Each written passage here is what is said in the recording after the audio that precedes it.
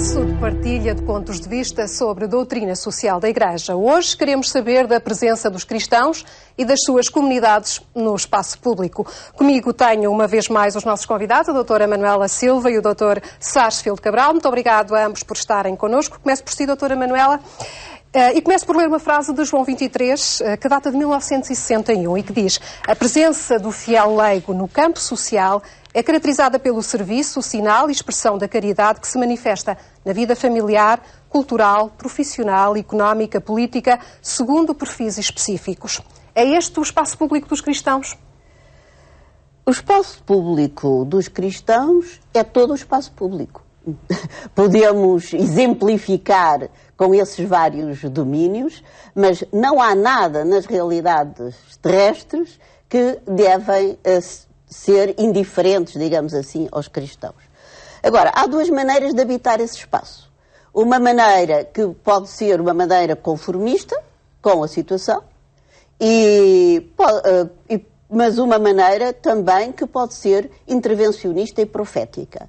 E o que os documentos conciliares sublinham é esta necessidade do cristão se assumir com a sua dimensão de profeta. E o profeta é, desde logo, aquele que vê, aquele que é capaz de ter um olhar lúcido sobre a realidade.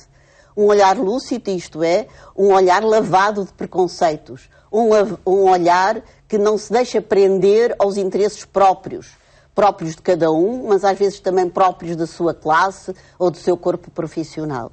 Portanto, o profetismo começa com essa capacidade de visão sobre a realidade. Mas passa também por uma outra dimensão, que é a de estar do lado daqueles que são os mais pobres, os mais carenciados, os marginalizados, os que sofrem. Isso também é muito claro na doutrina da Igreja e muitas vezes esquecemos essa dimensão nos nossos comportamentos na sociedade. De maneira que eu gostava de deixar estas duas ideias sublinhadas. Muito bem, Dr. Sarsfield Cabral, como é que os leigos podem intervir neste espaço público? Sendo fiéis ao Evangelho. Basicamente é isto, como disse a Manuela, todo o espaço público e o privado. O cristão não é cristão em tudo. Agora, eu acho que neste momento, nesta fase da vida do mundo, há uma especial responsabilidade da Igreja, porque houve, talvez pelo colapso do comunismo ter dado uma grande desilusão a muita gente que julgava que estava ali uma coisa, um futuro radioso e afinal não estava coisa nenhuma. E muita gente que diz, afinal, melhor é cada um ir tratar da sua vida e pobres sempre haverá. Não vamos tratar, não vamos agora estar com essas atitudes. São atitudes de juventude, que sim senhor, quando a pessoa tem 20 anos, quer mudar o mundo, mas depois... Agora reina o individualismo. Depois, individualismo e a resignação, aquilo que falava a Manuela, que é deixar estar... E ora, isso a doutrina social da Igreja diz-nos que não nos podemos resignar, que não temos que mudar. Na Caritas in Veritate, a caridade, na verdade, é a última encíclica do Papa Bento XVI. Pede-se que se repense o modelo económico. E aí os cristãos acho que têm falhado um bocado, não se têm repensado muito, não é? Mas doutora Manuela Silva, como é que está a presença dos cristãos na sociedade portuguesa? Confusa, muito confusa mesmo. E acho que isso resulta do facto de, nas comunidades cristãs, não ter havido ainda suficientemente debate sobre este tipo de questões com as quais nós nos confrontamos. Porque nós não estamos a viver um período fácil na evolução da humanidade. Estamos confrontados com uma crise, que é uma crise muito profunda.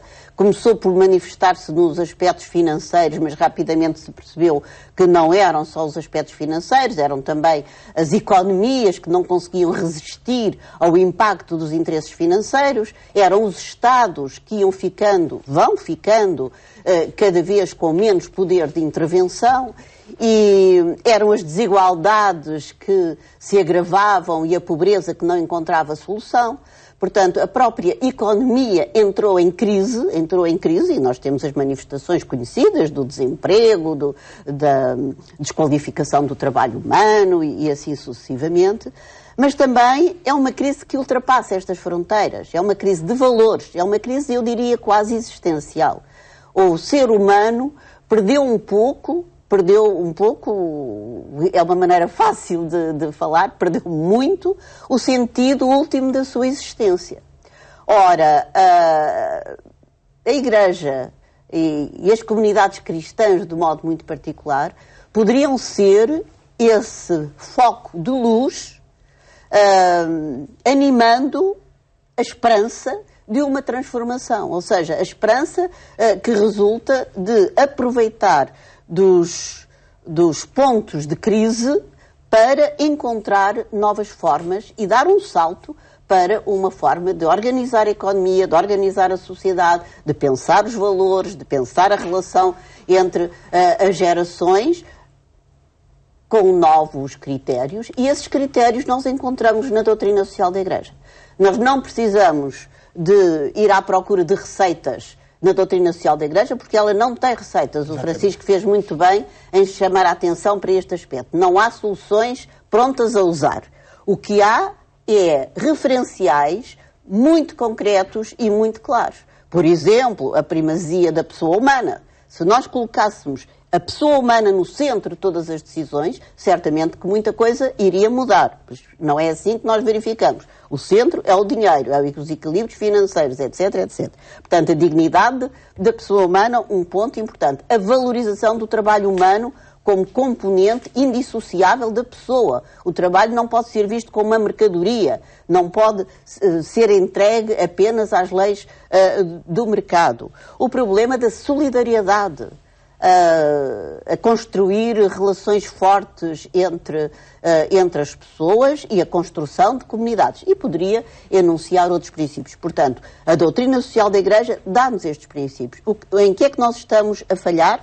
Em que não nos empenhamos suficientemente como cristãos, agora digo como cristãos, a refletir, a olhar para a nossa sociedade, para os nossos problemas e fazê-lo à luz dos critérios evangélicos que, naturalmente, os documentos conciliares retomam. Dr. Francisco? Eu acho que é muito importante isso que a Adela disse, e acontece uma coisa curiosa, que aliás não fui eu que inventei, já várias pessoas disseram isso.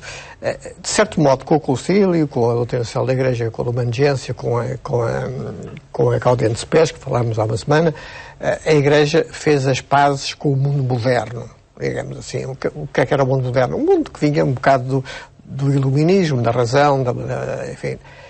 Só que o mundo, entretanto, deixou de ser moderno para ser pós-moderno. Isto é um palavrão complicado, mas quer dizer, hoje em dia o que é não só teoria de muitos filósofos, mas sobretudo prática de muita gente vale tudo. As pessoas, porque é que se faz isto? O que é o bem e o mal? É aquilo que nos apetece ou que não nos apetece e tal. E por isso eu acho que uma das lutas do Papa atual é contra o relativismo, porque isso impede aquilo que disse a Manuela, que é ter uma base firme, uma sólida. O Papa também disse uma vez, ou escreveu antes de ser Papa, talvez, que há uma concepção débil da pessoa humana. Há o que se chama o pensamento débil no pós-modernismo, quer dizer, é um pensamento sem valores fixos, tanto faz, portanto, portanto é uma concepção débil da pessoa. Se é uma concepção débil da pessoa, como é que se pode respeitar a pessoa?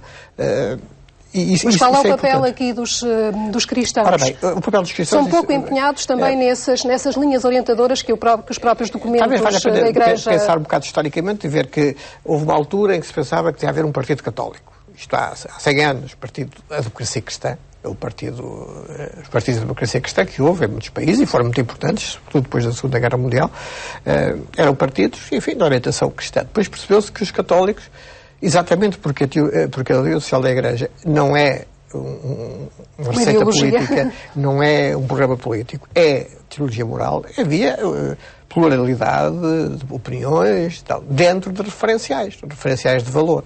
E esses referenciais é que são importantes. Eu penso que em Portugal nós também sofremos do facto da Igreja Católica ter sido predominante durante muito tempo.